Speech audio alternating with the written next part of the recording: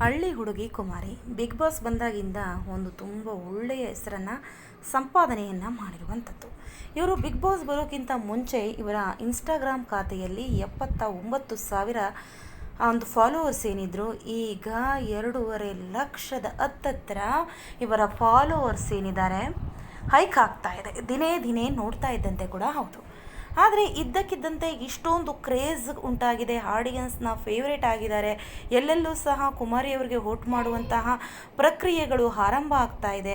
ಆದರೆ ಇದ್ದಕ್ಕಿದ್ದಂತೆ ನಿನ್ನೆಯಿಂದನೂ ಸಹ ಬಿಗ್ ಬಾಸ್ನ ಅಗ್ನಿ ಪರೀಕ್ಷೆಯಲ್ಲಿ ಕುಮಾರಿಯವರು ಕಾಣಿಸ್ಕೊಳ್ತಾ ಇಲ್ಲ. ಎಲ್ಲರ ಪ್ರಶ್ನೆ ಒಂದೇ, ಯಾಕೆ ಬಿಗ್ ಬಾಸ್ನಲ್ಲಿ ಕುಮಾರಿಯವರು ಕಾಣಿಸ್ಕೊಳ್ತಾ ಇಲ್ಲ? ಕುಮಾರಿ ಏನಾದರೂ ಕ್ವಿಟ್ ಮಾಡಿದ್ರಾ ಅಂತ ಹೇಳಿದ್ರೆ ಯಾವುದೇ ರೀತಿಯಾದಂತಹ ಕ್ವಿಟ್ ಇವರು ಮಾಡಿಲ್ಲ. ಇವಾಗಲೂ ಸಹ ಅವರು ಏನು ವೋಟಿಂಗ್ ಲೈನ್ ಓಪನ್ ಆಗಿದೆ ಜಿಯೋ ಹಾಟ್‌ಸ್ಟಾರ್ನಲ್ಲಿ, ಈಗಲೂ ಸಹ ವೋಟಿಂಗ್ ನಡೀತಾ ಇದೆ. ಕುಮಾರಿಯವರಿಗೆ ಈಗಲೂ ಸಹ ವೋಟನ್ನು ಹಾಕ್ತಾ ಇದ್ದಾರೆ ಕೂಡ ಹೌದು. ಕುಮಾರಿಯವರು ತುಂಬ ಒಳ್ಳೆಯ ರೆಸ್ಪಾನ್ಸನ್ಗೆ ತುಂಬ ಒಳ್ಳೆಯ ರೀತಿ ರೀಚ್ ಸಿಗ್ತಾ ಇದೆ. ಇವರ ಇನ್ಸ್ಟಾಗ್ರಾಮ್ ಖಾತೆಯಲ್ಲೂ ಸಹ ವೋಟ್ ಅಪೀಲ್ ನಡೀತಾನೇ ಇದೆ. ಯಾವುದೇ ರೀತಿಯಾದಂತಹ ಇನ್ಸ್ಟಾಗ್ರಾಮನ್ನು ಬಿಟ್ಟಿಲ್ಲ. ವೈಯಕ್ತಿಕ ಕಾರಣಗಳಿಂದ ಒಂದು 2-3 ಎಪಿಸೋಡ್ಗಳಲ್ಲಿ ಇವರು ಕಾಣಿಸ್ಕೊಳ್ಳೋದಕ್ಕಾಗೋದಿಲ್ಲ, ಮತ್ತೆ ಕಂಬ್ಯಾಕನ್ನು ಮಾಡ್ತಾರೆ.